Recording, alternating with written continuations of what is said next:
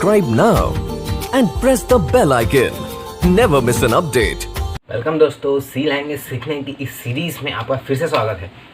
हमारी video continuous चल रही है गाइस, तो अगर आप हमारे कमेंट सेक्शन में बता रिव्यू दीजिए कि ये सीरीज़ आपको कैसी लग रही है। मतलब कमेंट वीडियो समझ में आ रहा है कि नहीं आ रहा है, ये तो समझ में वो तो मेरे को पता रहनी चाहिए कि आपको वीडियो समझ में आ रहा है कि नहीं आ रहा है। तो पिछली वीडियो में हमने देख लिया था गाइस कि कीवर्ड्स, कांस्टेंट, वेरिएबल और स्टेटमेंट कैसे होते हैं, स्टेटमेंट कैसे लिखते हैं, कितने टाइप्स के होते हैं, मतलब और कैसे स्टेटमेंट लिखते हैं, एक्शन स्टेटमेंट, डिक्लेरेशन स्टेटमेंट, ये सब देख लिया था गाइस। और वहाँ तब मैंने कुछ बता भी दिया था, हम स्टेटमेंट लिख और फंक्शन के बारे में मैंने बता दिया था। वहाँ मैंने ऐसा बताया था कि फंक्शन चैप्टर आएंगे तब देख लेंगे, लेकिन फंक्शन ये बता दिया था मैंने कि फंक्शन का स्ट्रक्चर कैसे होता है, कैसे लिखते हैं हम। तो नहीं देखा होगा तो ये फोटो देख लीजिए गाइस, तो इसमें लिखा है फंक्शन का स्ट्रक्चर। तो हम शुरू करते हैं। पिछले वीडियो का मैं कुछ चीज़ें याद दिला देता हूँ आपको, जो कि हमारे ये प्रोग्राम हम आज बनाने वाले जो प्रोग्राम उसमें यूज़ आएंगे, जो मैंने पिछली वीडियो में बताया था। तो पिछली वीडियो में हमारी प्रोग्राम में हम जो यूज़ आने वाली है, सबसे फर्स्ट की मैंने बताया था आपको कि हम एक फंक्शन में बहुत सारे प्रोग्राम बना सकते हैं, मगर एक फंक्शन मेन नाम से होना ही चाहिए। तो हमारा आज जो प्रोग्राम बनने वाला है वो छोटा प्रोग्राम है, क्योंकि आप बिगनर्स हो तो आप पहले छोटे प्रोग्राम चालू करेंगे, फिर हम ऊपर तक जाएंगे। तो सबसे क्या बोला था मैंने, मेन फंक्शन होना ही चाहिए। तो ऑब्वियसली बात है कि हमारे प्रोग्राम में मेन नाम से फंक्शन आएगा और वो अकेला ही रहेगा। अभी फ़िलहाल के लिए एक ही फंक्शन रहेगा जिसका नाम है मेन, ठीक है। तो गाइस, और फंक्शन में मैंने फंक्शन के बीच में मैंने डैश लिख दिया था। और उसमें क्या लिखेंगे, हम अपना कोडिंग लिखेंगे। अब वो कोडिंग क्या लिखेंगे बस वही देखना है। तो हम जो आज प्रोग्राम बनाने जा रहे हैं, नहीं गाइस, उससे पहले मैं बता देता हूँ उसके अंदर क्या लिखेंगे। दो फंक्शन जान लो आप। फंक्शन तो आपको पता चली गया क्या है, तो और दो प्री डिफाइंड फंक्शन जान लो आप, जो कि मैंने उस वीडियो में भी बताया था, जिसका नाम है printf scanf। ये भी एक फंक्शन है। जैसे हम मेन फंक्शन बना रहे हैं ना, वैसे वो भी एक फंक्शन है जो कि पहले से ही डिफाइन है। मतलब जिसने सी प्रोग्राम बनाई होगी ना, जिसने भी बनाई होगी, उसने अपने प्रोग्राम में पहले से ही printf scanf नाम से फंक्शन डिफाइन कर दिया होगा, जिसका काम है, printf का काम है आउटपुट स्क्रीन में प्रिंट करवाना। इसका मतलब ये है कि जैसे आपको आउटपुट स्क्रीन में प्रिंट करवाना है आपका नाम, तो आप ऐसा डायरेक्ट वो प्रोग्राम के दो ब्लॉक्स जो थे ना, दो ब्लॉक्स के अंदर में आपका नाम लिख दोगे। तो आपका नाम अगर अनिल है मान लो, तो अनिल आपने लिख दिया, तो आउटपुट स्क्रीन में अनिल नहीं आ जाएगा, ऐसा नहीं होगा। उसके लिए हम यूज़ करेंगे printf फंक्शन। तो printf फंक्शन आपको printf फंक्शन कैसे आउटपुट स्क्रीन में प्रिंट कर रहा है, वो जिसने सी लैंग्वेज बनाई होगी तो उसने printf फंक्शन को डिफाइन किया होगा उसमें, इसलिए वो printf फंक्शन इनपुट लेता है, आउटपुट स्क्रीन में प्रिंट करवा देता है। समझ गया आप। और printf scanf क्या है, पहले से ही प्री डिफाइन, इसलिए हम बोलते हैं उसको प्री डिफाइंड फंक्शन, मतलब पहले से ही डिफाइन है, इसीलिए। समझ गए आप। तो printf का काम पता चल गया आपको क्या है। तो printf का काम आउटपुट करवाना है, चाहे वो रिजल्ट हो, जैसे 2 नंबर का सम कर रहे हो तो रिजल्ट आएगा, वो आउटपुट स्क्रीन प्रिंट करवाएगा, कौन, printf ही करवाएगा। और scanf क्या है, scanf इनपुट लेने के लिए होता है। इसका मतलब ये है कि जैसे हम जो पहले प्रोग्राम बना रहे हैं, किसी का नाम प्रिंट करवाने का प्रोग्राम बना रहे हैं, तो उसमें तो scanf प्रोग्राम नहीं यूज़ होगा। लेकिन जब आप और ज़्यादा प्रोग्राम बनाओगे जिसमें 2 नंबर का सम हो, तो 2 नंबर चाहिए रहेगा ना। जैसे आपने बनाया 2 नंबर का सम का प्रोग्राम, तो 2 नंबर यूज़र से लेना पड़ेगा ना। जैसे आपने प्रोग्राम बना के अपने दोस्त को दिया, तो आपका जब दोस्त वो प्रोग्राम चलाएगा तो वो प्रोग्राम है ना, 2 नंबर मांगेगा पहले, तभी तो वो 2 नंबर को प्लस करके देगा आपको। तो वो 2 नंबर जो मांगेगा ना, तो वो हम किसके मदद से देंगे, scanf के मदद से देंगे। अगर scanf के अंदर लिखना पड़ेगा कि दो नंबर आने वाले हैं, तो scanf क्या करेगा, 2 नंबर के लिए स्पेस रिजर्व कर देगा मेमोरी में, 2 नंबर ले लेगा, फिर प्रिंट करवाएंगे हम printf की मदद से।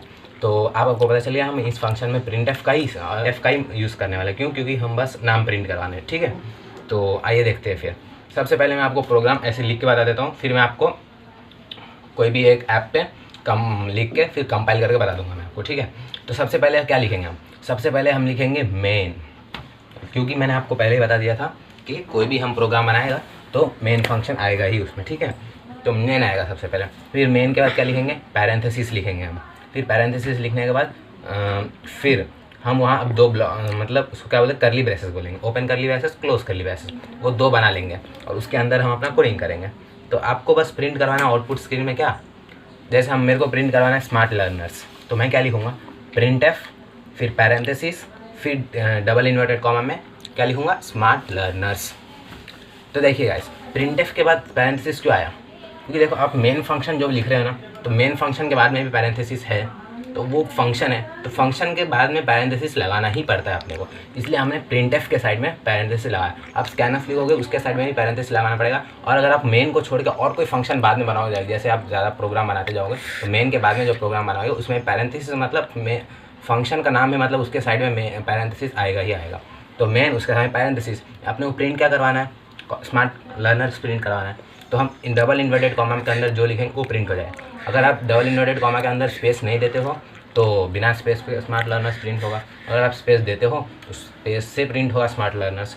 तो हम क्या लिखेंगे, मेन फंक्शन, फिर curly braces print F, parenthesis में स्मार्ट लर्नर सेमीकॉलन। सेमीकॉलन का मतलब क्यों लगा रहे हैं, मैंने पिछली वीडियो में बताया था। सेमीकॉलन का मतलब ये होता है कि यहाँ स्टेटमेंट एंड हो रही है, इसलिए हम लगाते हैं। तो अब इसको अगर आप इसको रन करोगे तो वो आउटपुट स्क्रीन में स्मार्ट लर्नर्स प्रिंट कर देगा। ठीक है, तो ये था हमारा प्रोग्राम। तो इसको मैं और एक गाइस कि आप इसमें सोच रहे हो, मतलब जैसे आपने मेरे वीडियो से पहले किसी और दूसरे का वीडियो देख रहे होंगे तो आपको ये लग रहा होगा कि मैंने प्रोग्राम के ऊपर वो 2 लाइन्स आती header file has include stdio.h has include conio.h, ये क्यों नहीं लिखा मैंने, आपको ये क्वेश्चन आ रहा होगा।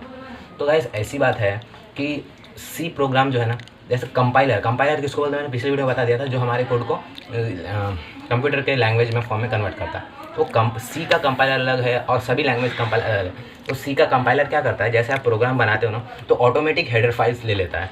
हेडर फाइल्स क्या है, जैसा मैंने आपको बताया था प्रिंट एफ स्कैनएफ पहले से ही डिफाइन है। तो डिफाइन कहाँ है, वो हेडर फाइल्स में ही डिफाइन है, मतलब हैज़ इंक्लूड stdio.h, इसमें प्रिंट एफ स्कैनएफ पहले से ही डिफाइन किया है। किसने किया है, जिसने सी लैंग्वेज बनाया है, उसने पहले से ही इसमें डिफाइन करके रखा है वो हेडर फाइल में। तो हेडर फाइल जैसे हम प्रोग्राम में लिखते हैं, मतलब वो प्रिंट एफ स्कैनएफ दोनों हमारे प्रोग्राम में आ जाते हैं, मतलब वो हेडर फाइल्स है। लेकिन हमने क्यों नहीं लिखा अपने प्रोग्राम में, क्योंकि हम सी प्रोग्राम पढ़ रहे हैं और सी प्रोग्राम में वो नहीं लिखे। तो सी का कंपाइलर ऐसा है कि वो अपने आप वो हेडर फाइल ला लेता है प्रोग्राम, समझ गए। जैसे आप टर्बो याद होगा आपको, अगर कॉलेज में होगा तो आपको, कॉलेज या स्कूल में होगा तो टर्बो पे आपको सी प्लस सिखा रहे होंगे, तो उसमें बोले होंगे ये लगा दो, हैज़ इंक्लूड ये हेडर फाइल डाल दो, उसके बिना एरर देंगे वो, एरर मतलब गलती, एरर देंगे वो इसलिए एरर देता है क्योंकि आपका कंपाइलर जो है ना .cpp वर्ड, ये .cpp क्या है, ये एक्सटेंशन है फाइल की। जैसे आप फाइल सेव करोगे ना, जैसे आपने प्रोग्राम बनाया तो उसको आपके कंप्यूटर में सेव करोगे, सेव करने पे आप कुछ ना कुछ नाम दोगे ना, जैसे सम नाम दिए तो सम ऐसा डायरेक्ट नहीं लिखेंगे हम, सम आप लिख भी दोगे तो सेव कैसे होगा, sum.c, sum.exe। वो .c है ना, उसको हम एक्सटेंशन बोलते हैं। तो वो एक्सटेंशन अगर .c पे रहा तो हमको वो हेडर फाइल डालने की ज़रूरत नहीं पड़ती है। जैसे मैं आपको इसके थोड़ी देर बाद प्रैक्टिकल करके बताऊंगा जिसमें .c पे रहेंगे, फिर बाद में .cpp पे करके बताऊंगा। वो cpp मतलब C++, उसका कंपाइलर चलेगा, तो उसको हेडर फाइल ज़रूरी रहती है और C को हेडर फाइल की ज़रूरत नहीं रहती है। तो समझिए आप, अगर आप वो लिखना चाहो तो लिख सकते हो, नहीं लिखना चाहो तो नहीं भी लिख सकते हो। और उसका मतलब भी मैंने बता दिया आपको, उसमें पहले से ही फंक्शन डिफाइन है, इसलिए हम वो लिखते हैं। अगर वो हम इसलिए लिखते हैं क्योंकि कंपाइलर आते हैं, जैसे कंपाइल करेगा प्रोग्राम को तो वो लाइन जैसी पढ़ेगा कंपाइलर तो उसको लगेगा वो प्रिंट एफ स्कैनएफ और बहुत सारे फंक्शन जो पहले से प्री डिफाइंड है, वो फंक्शन को कॉल कर लेगा वो, समझ गया आप। तो ये था। अब चलिए हम अब देखते हैं कुछ प्रैक्टिकल एग्जांपल। तो वैसे हम आ गए मोबाइल की स्क्रीन पर। तो ये मैंने एक सी का प्रोग्राम खोल लिया। ये देखिए, ये जो भी है ना सी एक्सटेंशन पे, मतलब हम ये सम जो है ये नाम है और ये .c एक्सटेंशन है, ये फाइल का नाम है। तो मैं कोडिंग को हटा देता हूँ। पहले सबसे पहले मैंने आपको क्या बोला था कि फ़ंक्शन लिखेंगे हम। फंक्शन में क्या लिखेंगे, और मेन फंक्शन होनी चाहिए, तो इसलिए हम लिख देंगे मेन पहले, फिर उसके बाद पैरेंथेसिस, पैरेंथेसिस के नीचे फिर से क्या आनी चाहिए, ये दोनों कर्ली ब्रेसेस, ठीक है। और इसके अंदर हम जो भी करेंगे हम इसके अंदर ही कोडिंग करेंगे, मतलब यही इसके अंदर ही कोडिंग करेंगे हम जो भी करेंगे, ठीक है। तो हमको अभी क्या करना है, सिंपल प्रिंट एफ करना है टेक बी। तो हम क्या लिखेंगे, मैंने क्या बोला था कि प्रिंट एफ मतलब आउटपुट स्क्रीन में कुछ भी प्रिंट करवाने के लिए हम क्या यूज़ करते हैं, प्रिंट एफ यूज़ करते हैं। तो हम लिखेंगे पहले प्रिंट एफ, हमने लिख दिया print F. So print F भी एक फंक्शन है जो पहले से ही प्री डिफाइंड है, तो पहले से ही प्री डिफाइंड है। और फंक्शन के साइड में पैरेंथेसिस जैसे हमने यहाँ लगाया वैसे यहाँ भी आएगा पैरेंथेसिस, तो हमने लगा दिया पैरेंथेसिस। और प्रिंट एफ क्या करता है, आउटपुट स्क्रीन में प्रिंट करता है, और जो हमको प्रिंट करवाना है वो मैंने क्या बोला था कि डबल इन्वर्टेड कॉमा के अंदर लिखना पड़ता। डबल इन्वर्टेड कॉमा लगा दिया, फिर हम यहाँ लिखेंगे टेक बी, फिर यहाँ सेमीकॉलन। मैंने बोल दिया था कि सेमीकॉलन स्टेटमेंट एंड करता है, बस इतना ही है। अब यहाँ प्रेस करने से कंपाइल हो जाएगा प्रोग्राम। कंपाइल मतलब हमने जो प्रोग्राम लिखा है ये पूरा अभी इंग्लिश लैंग्वेज में है, ठीक है। तो ये अभी 01 लैंग्वेज में फॉर्म में कन्वर्ट होके फिर से हमको शो करेगा। देखो शो कर दिया, ये क्या शो कर दिया, टेक बी प्रोसेस फिनिश, मतलब कंपाइल हो चुकी है। आउटपुट स्क्रीन में क्या लिख के आया यहाँ, टेक बी लिख के आ गया।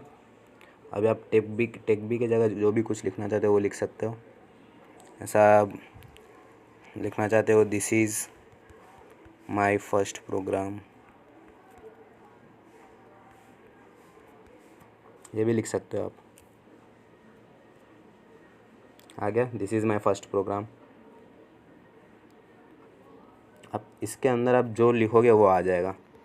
इसके अंदर आप मतलब ये डबल इन्वर्टेड कॉमा लगाना ही पड़ेगा, और इसके अंदर जो कुछ भी लिखोगे आप वो आउटपुट स्क्रीन में सेम टू सेम वही आ जाएगा। ठीक है, तो ये था हमारा सिंपल हेलो वर्ल्ड प्रोग्राम। और कुछ भी अगर प्रिंट करवाना हो तो आपने पहला प्रोग्राम बना लिया अपना, जिसमें आपको कुछ भी प्रिंट करवाना हो, आप अपना नाम भी प्रिंट करवा सकते हो।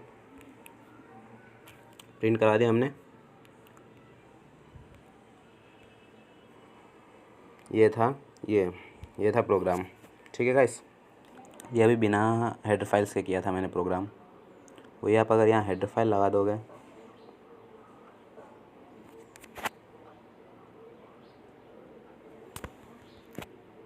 यहाँ आपने अगर हेडर फाइल डाल दिया has include stdio.h has include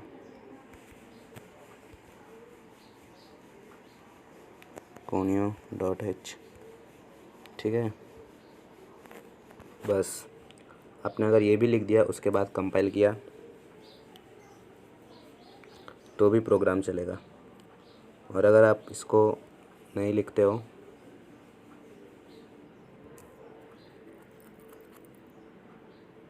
तो भी प्रोग्राम चलेगा। इसका मतलब ये है कि ये जो सी कंपाइलर जो मैंने अभी यहाँ डॉट सी लिखा है, इसका मतलब क्या है कि कंपाइलर सी चल रहा है। और सी कंपाइलर में अगर आपने हेडर फाइल लिखा या नहीं लिखा उससे कोई फ़र्क नहीं पड़ता। वही मैं आपको C++ में दिखा लूँ, मतलब दूसरी लैंग्वेज C++ में, उसमें अगर आप करने जाओगे, जैसे कि मैं दूसरा C++ में कर रहा हूँ मैं अभी। फ़ाइल का नाम हम रख लेते हैं, वही सम ही रख लेते हैं। ये फ़ाइल का नाम है और डॉट एक्सटेंशन पहले से आ गया। ये इसको देखो, ये एक्सटेंशन देखो, इसमें पहले से ये थोड़ा करके देता है, इसीलिए इसमें हम printf की जगह cout लिखते हैं। इसका आप टेंशन मत लो। इसमें आपने लिख दिया अगर टेक बी, तो ये प्रिंट करके दे देगा। ठीक है, तो इसमें क्या अभी ये हेडर फाइल लिखा है इसमें, वही मैंने अगर हेडर फाइल हटा दिया तो ये क्या दे देगा, ये एरर दे दिया। देखा आपने, ये एरर दिया। क्यों? क्योंकि ये अभी .cpp पे है, इसका मतलब C++ पे है, इसलिए एरर दिया इसने। ठीक है।